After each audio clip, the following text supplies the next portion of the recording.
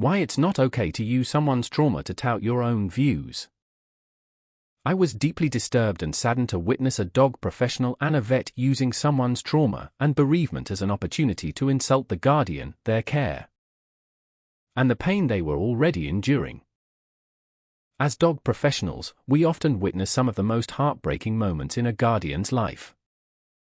A serious behavioral outburst, a dog bite, an accident, or the devastating loss of a beloved pet, these events can leave lasting scars. For many, the trauma of these incidents is compounded by grief, guilt, or shame, especially in the wake of bereavement or decisions such as behavioral euthanasia. When guardians seek professional support in these vulnerable times, they place their trust in us to provide guidance and understanding.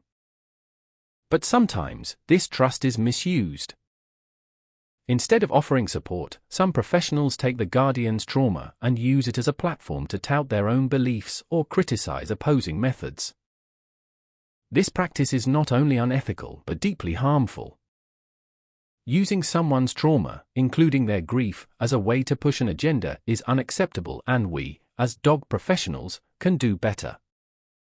Trauma and grief are deeply personal experiences, whether it's the grief of losing a dog, the pain of behavioral euthanasia, or the distress of seeing a dog struggle with changes after losing a companion. These experiences are raw and profoundly personal.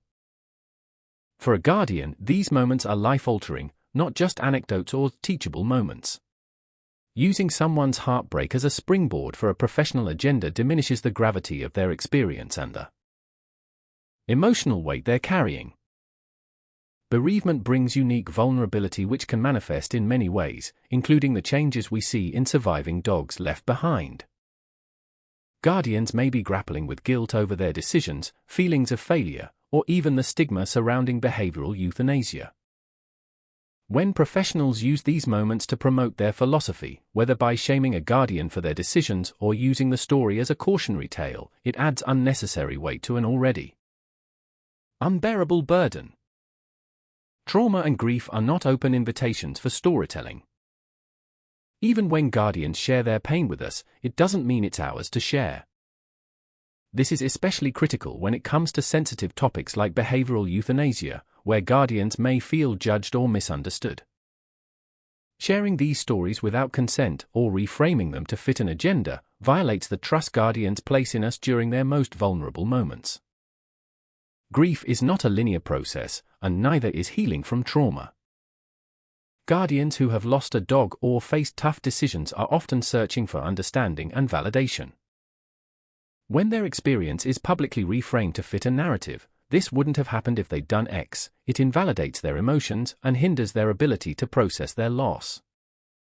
True healing begins with empathy, not judgment. We as professionals have a duty of care to never undermine someone's healing from their bereavement and trauma. Guardians who experience grief or trauma may hesitate to seek help if they fear their story will be used as a weapon against them. This is especially true for those grappling with behavioral euthanasia, a decision already steeped in stigma. When professionals publicly criticize or sensationalize these situations, it creates a culture of fear, leaving guardians feeling isolated instead of supported. It simply fosters fear, not support. Loss impacts not just the guardian but also the surviving dogs. Dogs may exhibit significant changes in behavior after losing a companion, and guardians often struggle to navigate this new reality. Simplifying these challenges to serve a professional's viewpoint, e.g., "This wouldn't happen if you used X method," overlooks the nuanced emotional and behavioral shifts both humans and dogs experience during bereavement. Our role as dog professionals is to provide a safe space for guardians to seek support, understanding, and practical solutions.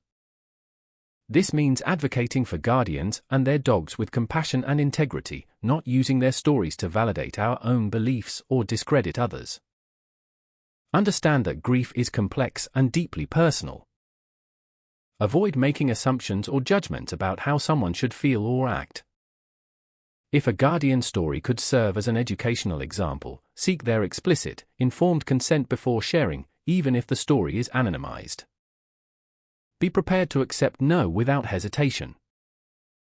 Focus on offering actionable, judgment-free advice to help guardians and their dogs move forward, rather than assigning blame or using their story to illustrate a point. Avoid sharing identifying details about a guardian's experience, especially in sensitive cases like behavioral euthanasia or bereavement.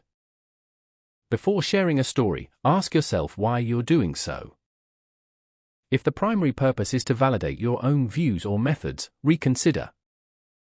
Grief and trauma, whether from a behavioral incident, bereavement, or the complexities of behavioral euthanasia, demand our compassion, not our opportunism.